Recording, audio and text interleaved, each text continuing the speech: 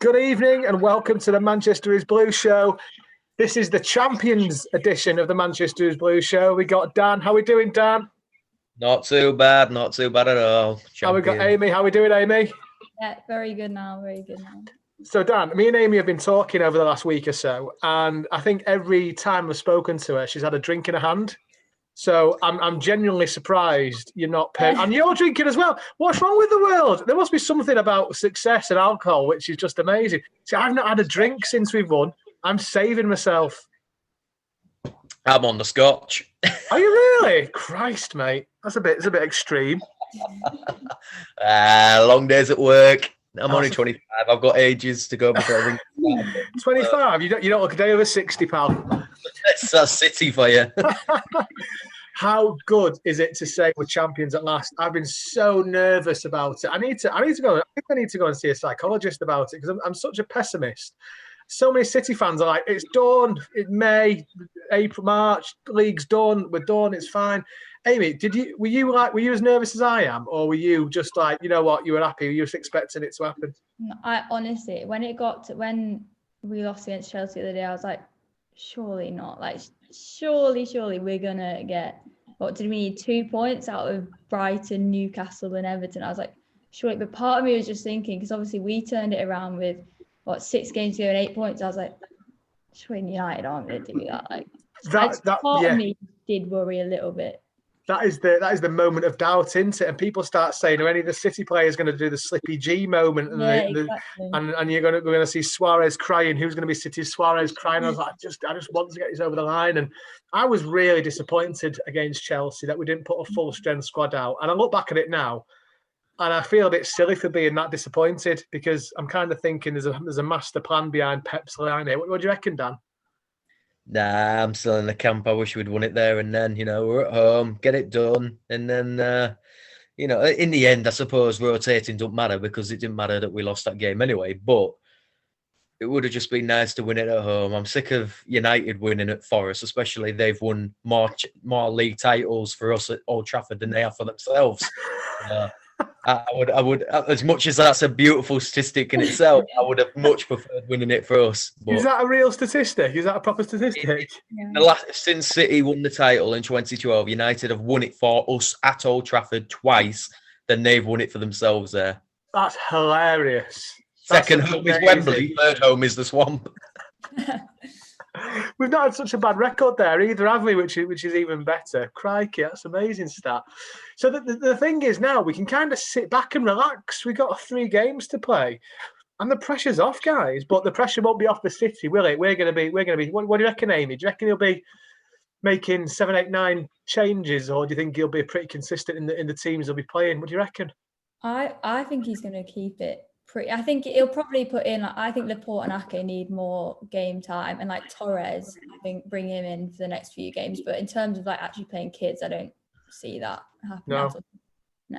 I think you're right about Ake. I'd like to see him more. I'd like to see Torres more as well. What would you reckon, Dan? Can you see Aguero starting every game until the Champions League?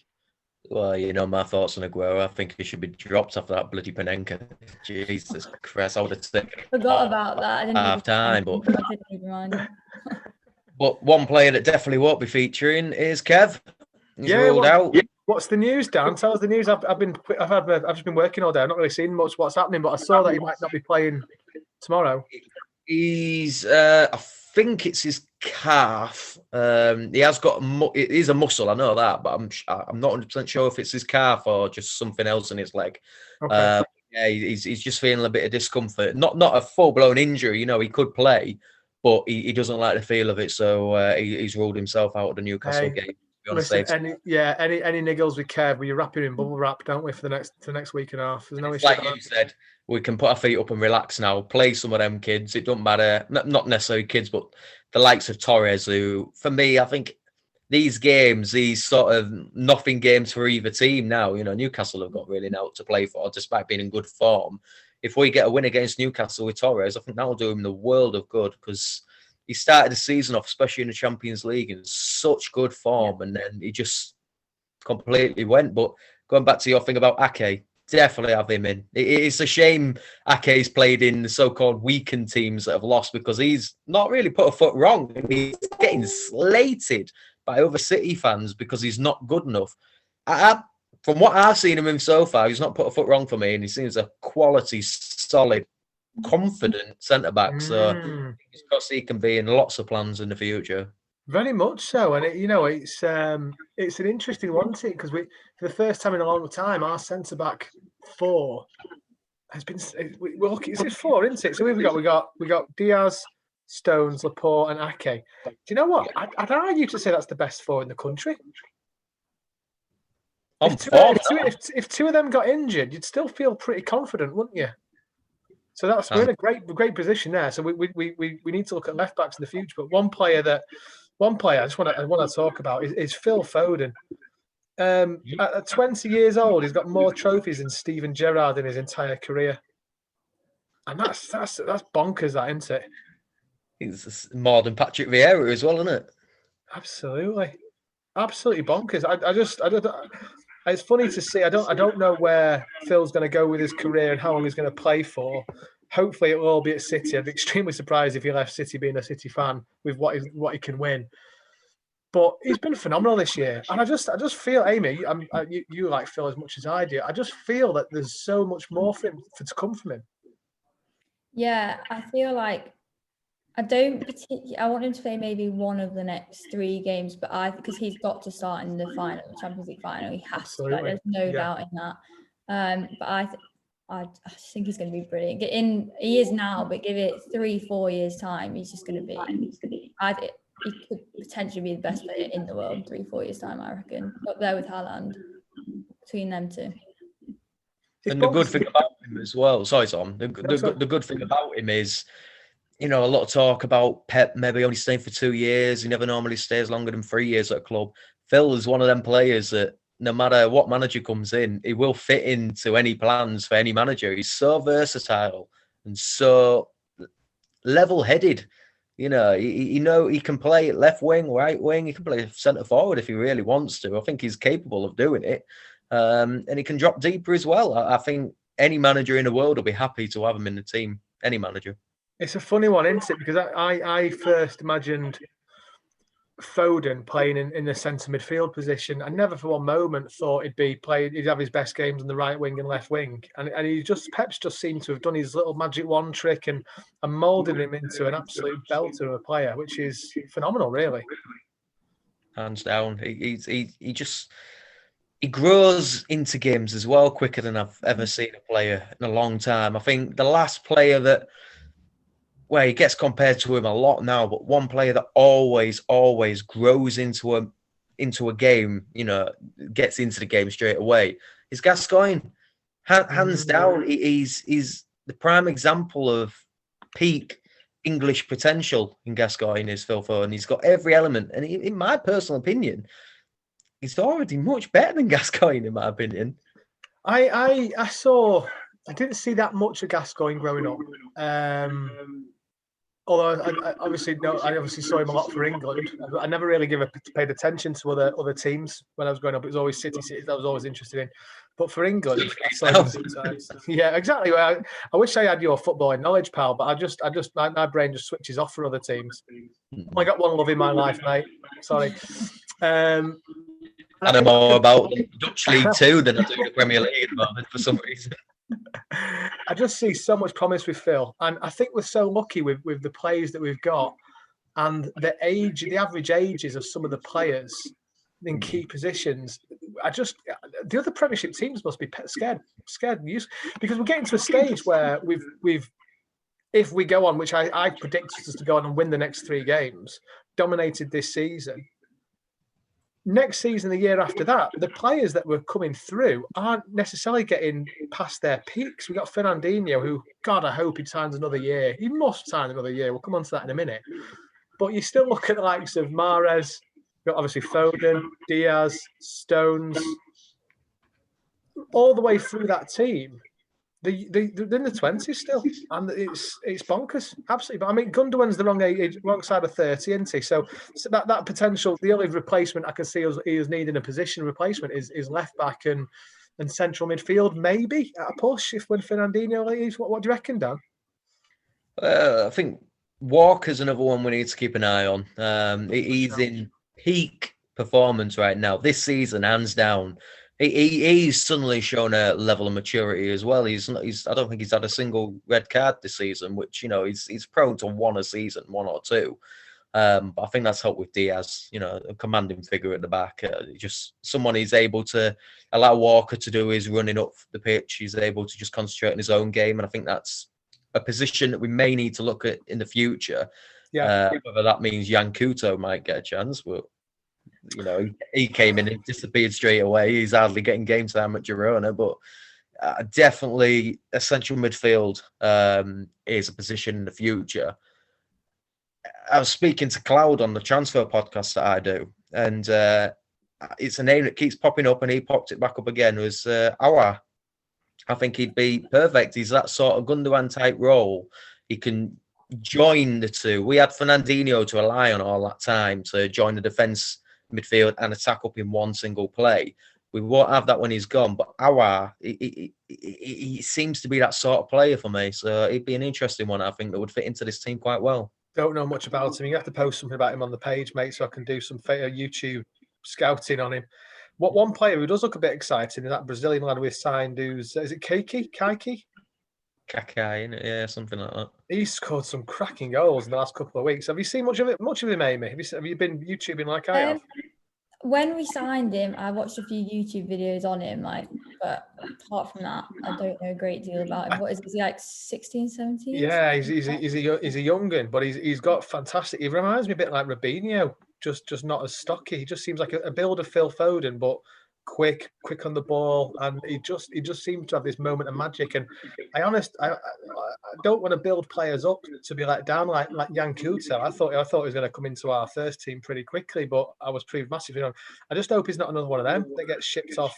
In fairness, with the way the visa statuses work, there's a good chance he will go to one of our feeder clubs in Europe. I just want to see him excel and come over here at some point. What do you reckon, Dan? What do you know much about him? You must know something about him. If I'm perfectly honest, up until maybe last month when we were linked with him, I'd never heard of him. Heard of him. And if I'm perfectly honest, I still don't really know much about him now. But he seems to be...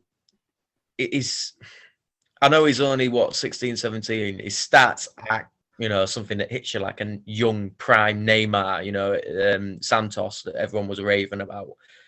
He doesn't really hit that with me. I do think he'll end up falling victim to our City group. My feelings on the City group. I think that's just broken beyond repair, personally. The players that go out, yes, it makes money, but some of these players that every club's banging on about that he's such a good up and young talent. And like I said, the likes of Neymar for Barcelona, I'm talking about, not the stroppy 13-year-old teenage girl who's been banned from seeing a boyfriend type Neymar at PSG. Those sort of players, it seems to fit that bill. But yeah, I think he'll fall foul of it. It's funny because we've signed him for 19 million quid from Fluminense, which is not it's not pocket change, is it? He's obviously right wing. He's obviously got a couple of youth international games under his belt, but he does come with the likes of Jan Couto and Diego Rosa, who we've signed and go on to Girona. I can just see that 9 million quid's a lot of money for a player to ship him out again. There must be something there that tells you that actually, do you know what? There must be a bit of promise there, but I suppose he needs to kick on, doesn't he? I hope. There'll be more resale value. If he can crack on in a smaller team like Girona, a bit more of a prestigious league, maybe score a couple of goals, he'll probably work off that transfer fee back again. But it depends on how well he does. Brazilian league, all these players coming from the Brazilian league score for goals for fun. Do you know what? I'd fancy my chances in the Brazilian league. Stick me in at centre half. I reckon I could keep a few clean sheets. Well, I can't see straight, let alone kick a ball straight. So I'd score hat-tricks every game in that league. But it's amazing how many players come from that with such huge reputation. Likes of Rodrigo and is it Vinicius, Real Madrid? The Real Madrid lad, I like it. I do like him. I did like him the way I do now.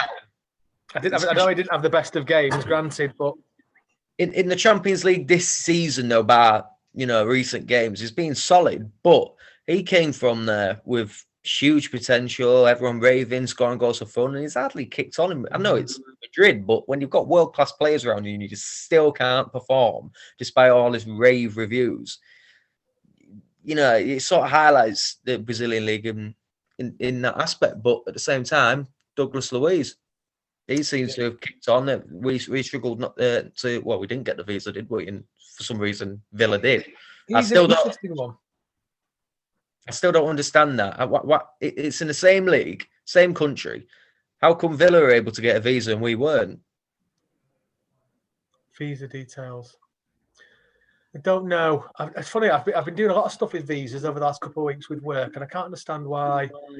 There must be some kind of sporting element to it where they're going to guarantee him first team or something. There must be something behind it than that, because there's no other.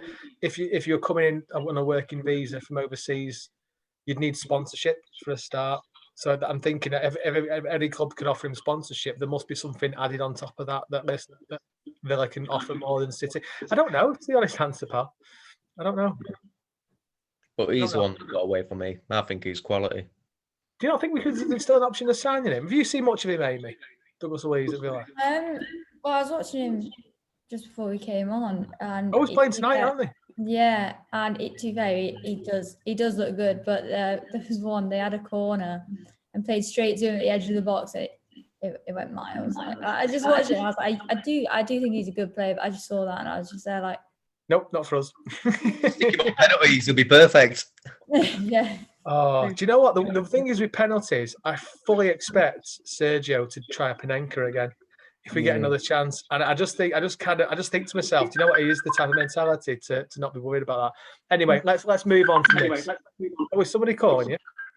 Yeah, sorry, I'm on our lass's Facebook. I'm on her laptop. Sorry about that. There we go. The mum calling. Add her in. She might have something good to say about the Sergio's Panenkas.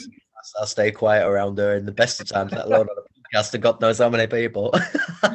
Right, let's talk about Friday night. A Friday night football match I can genuinely enjoy, and I'm going to have a drink, and I can't wait. Oh, Newcastle. Amy, biggest question. Are you going? Yes. Well, I'm gonna make myself a banner, and I'm just gonna stand outside. I've roped in a friend who can't stand football at all, so I've said to her, we'll go out for tea after and then make it back for the game, so don't worry. Yeah, amazing. Yeah, so I've roped her in to come with me.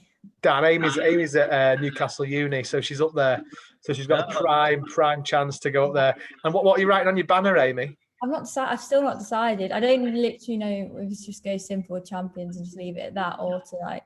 Why don't we put it on Facebook and Twitter and see what people come in? Yet, so. We'll try.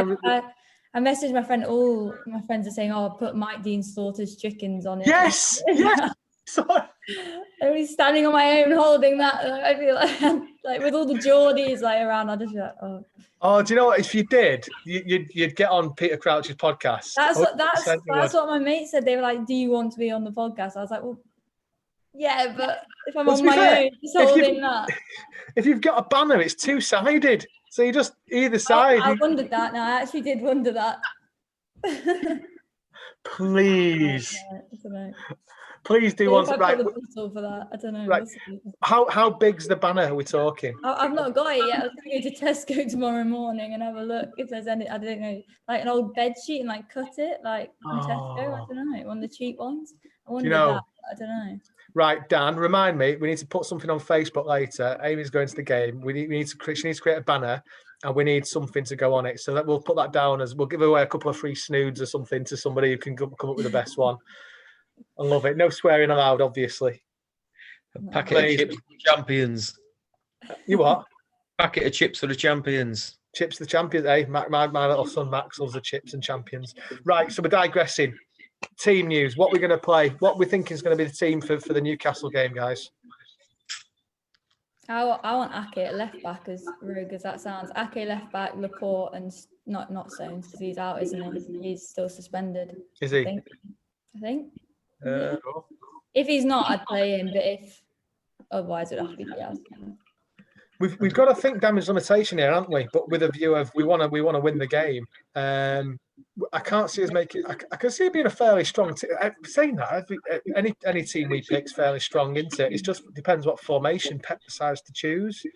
I hope he plays for. I just hope he just carries on with 4 at the back. But I don't know with him, with the formation he played against Chelsea. Why did he do that? Has he got in mind he's going to change the formation for the final? So he thought he'd see what he was like. It worries me a little bit. This.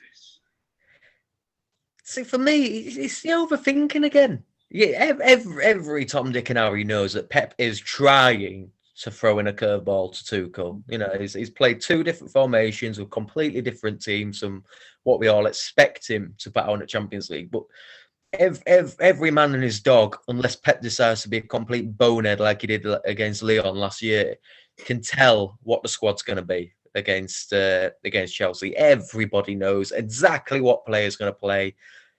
And if you don't get it, then it's the first time that you're an idiot, because this is the one time you know what player is going to play. But you've got to keep match fitness and momentum. Those are 2 key aspects in running up to a big game like the Champions League final. And these games, especially with Newcastle on really good form at the moment, Steve Bruce and I think it's Steve Cottrell, however you pronounce his name, was his assistant anyway. They've got Newcastle playing free-flowing, fast-attacking football, which, you know, we don't really do good against. And Callum Wilson's also out again, I believe. So that's a massive bonus for us. But St. Maximin, who is a player I really hope City are interested in, because he don't get a look in. But he's phenomenal. I'm surprised he went to Newcastle from Nice, because I was expecting a top 6 to come in for him. He's on some really good form at the moment. So I think Pep will keep in mind the momentum and the fact that we need to win, and match fitness on top of that. So I think he'll play a mixed team, not a weakened team, but a strong team still. I hope he plays a 4-4-2 like he did a few games back. I want to see Jesus and Sterling up front with. I was going to say, are you going to say you're thinking Sterling up front with Jesus? That's, yeah. Because Sterling's now got a goal in him now, so fingers crossed. That tiny bit of confidence, you know, him telling Sergio, look, you weren't getting there, so I was taking it. That takes a lot of bottle. And I know Sergio's been a bit of a dick in that game, but, you know, it takes a lot to nick the ball off Sergio Aguero and score. I wasn't having that by Sergio. He'd lost the ball there. I wasn't having that. I don't know how you felt about that, Amy, but for me, he definitely lost the ball there. I'm just glad Sterling was there to put it in the back of the net.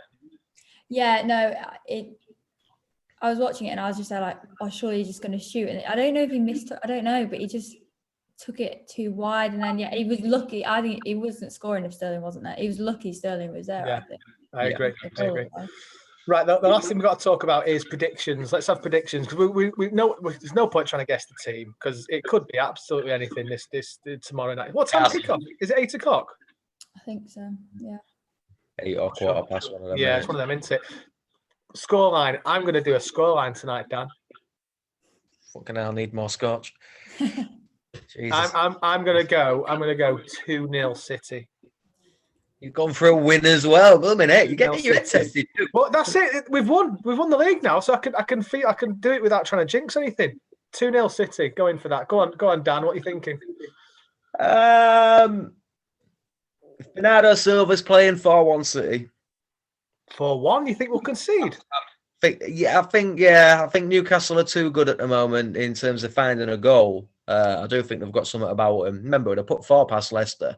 Fair point. Yeah, fair point. But he's another player that I think is going under the radar is Bernardo Silva. He's putting 100% out on that pitch, and he's very rarely getting reviews at the moment. I think he's phenomenal in form at the moment. So I think if he plays, I think we're looking at about 4-1, 5-1, something like that. Nice. Amy, what are you thinking? I'm going to look like I was copying, but I genuinely was going to say 2-0. So I'll change it to 3-1. I'll go in the middle. 3-1. Okay, I like a 3-1. 3-1's a proper football score. I think I always go for that, but that's fine. You can do that. Well, we're going to. I was going to say, I need to find out what time it is. I'm sure it's an 8 o'clock kickoff or quarter past, like you say, but I don't need to say it anymore. It's not a massive game. We just need to get through it, be professional. Yeah. Listen, pal, that's it. That's it. We're done, aren't we? We're champions. Let's just make sure the players are fine, fit. The biggest win out of the game tomorrow will be a full strength fit squad at the end of it. That'll be the biggest win for me. You don't have a family full of Geordies, sir. No, this is true. brother, grandfather, grandmother, mother, uncle, and cousin. They're all Geordie fans. Have they been on your back yet? Oh, well, they haven't been on my back since we've won more league titles than them in 2012, but that's a different matter, a different game. They'll just keep throwing the money thing out. Does me head. It's such a lazy argument. Hey, you should have talked They sport. wish they had the money. They're the ones that are crying out for a sheikh, whoever, to come in and buy him. They can't argue about money. No. And I was listening to Talk Sport this morning, and Simon Jordan, as much as he hates City, he's saying a lot of correct stuff at the moment. Is that you can bang on about all the money in the world, City banging on about this fairy tale. It was a financial fairy tale Champions League run, yeah, granted, but it comes down to it. You don't have the right manager. You don't have the right players for the right positions. You ain't winning anything. You can spend as much money as you want. If you ain't got the right players and the right leader, you're stuffed. Brilliant. We're the perfect club. The perfect club, doing things right on and off the pitch. And yeah, Geordies can laugh and much. Right, well, we'll leave it on there. Thanks very much for joining us, guys. Dan, Amy, always a pleasure. Call the City. Speak to you soon, guys. Take care. Yeah. Cheers. Bye-bye.